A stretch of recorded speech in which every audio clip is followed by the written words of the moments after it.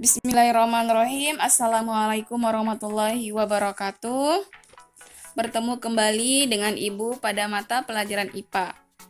Pada pertemuan kali ini kita memasuki bab baru, yaitu tentang klasifikasi makhluk hidup, di mana Ibu fokuskan pada ciri-ciri benda di sekitar kita.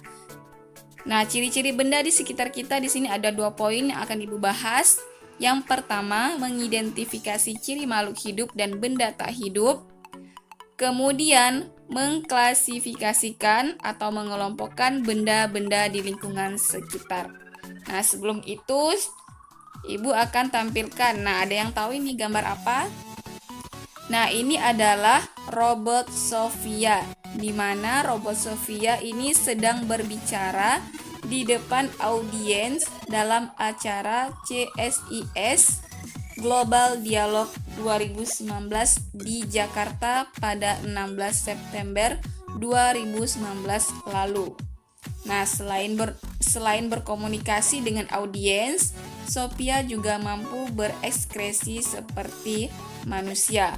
Berdasarkan kemampuan yang dimiliki oleh robot Sophia, apakah robot tersebut dapat dikatakan sebagai makhluk hidup? Apa perbedaan antara Sophia dengan kita? Nah, untuk itu kita pelajari materi dalam bab ini untuk mengetahui jawabannya. Oke, Ibu bahas poin yang pertama, mengidentifikasi ciri-ciri makhluk hidup dan benda tak hidup. Di sini Ibu tampilkan gambar A dan gambar B, di mana gambar A itu ada orang yang ngisi bensin, kemudian ada yang tikus yang lagi makan.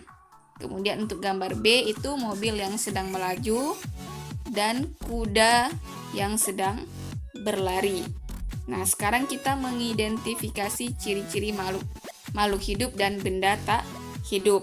Nah, berdasarkan gambar A dan B, apa saja persamaan ciri yang terdapat pada gambar A dan B? Nah, persamaan cirinya.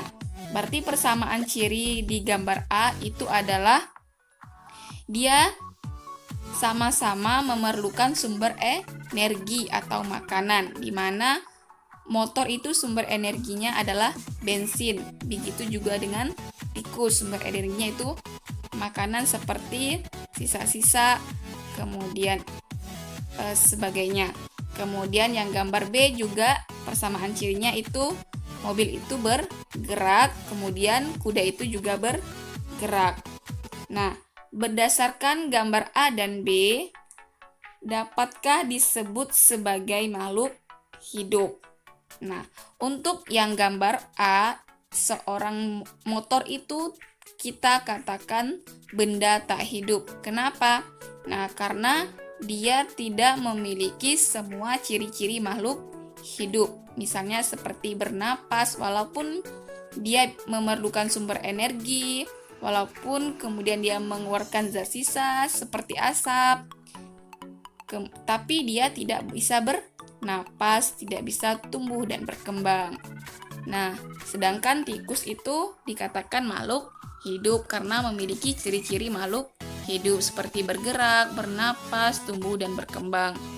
Kemudian sama juga yang B, mobil juga kita katakan benda tak hidup karena tidak memiliki ciri-ciri makhluk hidup. Kemudian kuda juga itu kita katakan makhluk hidup. Nah, berdasarkan gambar tersebut, kamu telah mengetahui perbedaan ciri makhluk hidup dan benda tak hidup. Jadi, dari gambar yang Ibu tampilkan, kalian bisa mengetahui perbedaan ciri makhluk hidup dan benda tak hidup. Oke, nah sekarang kita masuk ke ciri-ciri makhluk hidup. Nah, ciri-ciri makhluk hidup itu ada bergerak, tumbuh dan berkembang, bernapas atau respirasi, kemudian berkembang biak atau reproduksi, memerlukan sumber energi atau makanan, kemudian peka terhadap rangsang atau iritabilitas, kemudian mengeluarkan zat sisa atau ekskresi, kemudian mampu beradaptasi, kemudian memiliki bahan genetik. Nah, ini adalah ciri-ciri makhluk hidup. Ya, sedangkan benda tak hidup itu hanya memiliki sebagian dari ciri-ciri makhluk hidup. Nah, jadi benda-benda tak hidup juga dapat memiliki ciri kehidupan, tetapi tidak menjadikan benda-benda tersebut dikatakan makhluk hidup. Oke, itu tadi. Nah, ini adalah contoh perbedaan ciri-ciri kehidupan yang dimiliki makhluk hidup dan benda tak hidup. Di sini ada beberapa benda Ibu tampilkan, misalnya kupu-kupu, kucing, kipas angin yang berputar, tanaman padi, pesawat yang terbang, ayam, meja, benalu, sepeda di kayu, kemudian burung pipit. Nah, di situ ada ciri-ciri makhluk hidup: bergerak, bereproduksi, tumbuh dan berkembang, bernapas, membutuhkan sumber energi, beradaptasi, iritabilitas, mengeluarkan zat sisa, memiliki materi genetik. Di sini Ibu ambil misalnya kupu-kupu dan kipas angin yang berputar.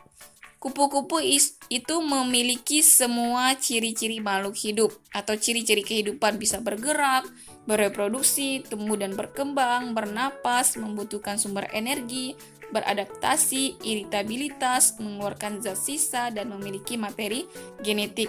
Nah, sedangkan kipas angin yang berputar, di situ dia hanya memiliki ciri kehidupan, yaitu bergerak, tetapi tidak bereproduksi, tidak tumbuh dan berkembang, tidak mengeluarkan zat sisa, dan ciri-ciri kehidupan lainnya. Dia hanya bergerak, tapi dia tidak dikatakan makhluk hidup, tetapi benda tak hidup. Begitu juga misalnya antara meja dan ayam. Nah, sedangkan ayam itu dia memiliki semua ciri-ciri kehidupan, sedangkan meja tidak memiliki ciri-ciri kehidupan. Oke, paham ya perbedaan atau membedakan ciri kehidupan yang dimiliki makhluk hidup dan benda tak hidup. Bisa ya membedakan yang mana makhluk hidup, yang mana benda tak hidup. Nah, sekarang Ibu ke poin kedua, yaitu mengklasifikasikan benda-benda di lingkungan sekitar. Jadi, benda-benda di lingkungan sekitar itu memiliki ciri-ciri yang membedakannya dengan benda lain sehingga dapat dikelompokkan menjadi makhluk hidup dan benda tak hidup. Benda-benda tak hidup dapat dikelompokkan berdasarkan sifat dan ciri-cirinya. Nah, di sini benda-benda di sekitar dapat dibedakan berdasarkan bentuk, ukuran, warna, keadaan permukaan, dan bahan penyusun. Nah, di sini juga Ibu akan tampilkan tabel. Di sini contoh hasil pengklasifikasian atau pengelompokan benda-benda di sekitar. Misalnya di sini ada nama benda, meja, bola sepak, rak buku, cincin, buku, botol kaca, amplas, ban, gelas, dan kotak tisu. Nah, di sini ada ciri-ciri yang dapat dibedakan, ciri-ciri untuk mengelompokkan benda, misalnya dari bentuk, ukuran, keadaan permukaan, dan bahan penyusun. Misalnya meja bentuknya persegi. Kemudian apalagi yang bentuknya persegi? Rak buku. Kemudian buku dan kotak tisu. Jadi kita kelompokkan berdasarkan bentuknya. Misalnya bentuk persegi, bentuk bulat. Nah, bentuk bulat apa saja? Bola sepak, cincin, kemudian ban. Kemudian berdasarkan ukuran, misalnya ukuran besar apa saja? Meja, bola sepak, rak buku, kemudian buku, botol kaca, dan juga ban. Berdasarkan ukuran yang kecil apa saja? Cincin, amplas, kemudian ada gelas, kemudian ada kotak tisu. Nah, kemudian berdasarkan keadaan permukaan, misalnya halus dan kasarnya. Halus apa saja? Meja, bola sepak, rak buku, cincin, buku, botol kaca, kemudian ada gelas, ada kotak tisu. Yang kasar apa saja? Yang kasar bisa kalian rasa, yaitu amplas dan ban. Begitu juga dengan bahan penyusun, misalnya kayu apa saja, misalnya meja terbuat dari kayu, rak buku juga dari kayu, misalnya plastik apa saja, bola sepak dan kotak tisu, logam apa saja, logam misalnya cincin, kemudian kertas buku, kemudian amplas, kaca apa saja, kaca botol kaca, kemudian gelas, karet itu adalah ban. Nah, di situ cara mengklasifikasikan atau mengelompokkan benda-benda di sekitar kita. Jadi berdasarkan bentuk, ukuran, keadaan permukaan, bahan penyusun, dan bisa juga berdasarkan warna. Oke ya. Nah, sekarang kita lanjut. Benda-benda tak hidup juga dapat dikelompokkan menjadi benda tak hidup bersifat alamiah dan buatan. Benda tak hidup alamiah merupakan benda-benda yang berasal langsung dari alam. Contohnya tanah, batu, pasir, dan logam. Itu adalah benda tak hidup yang bersifat alamiah. Kemudian benda tak hidup buatan itu merupakan benda yang dibuat atas campur tangan manusia. Contohnya meja, kursi, mobil, robot, dan sebagainya. Nah, itulah tadi ciri-ciri benda di sekitar kita. Oke ya. Nah, Ibu cukupkan. Sekian dan terima kasih. Mohon maaf jika ada salah kata. Ibu akhiri. Assalamualaikum warahmatullahi wabarakatuh.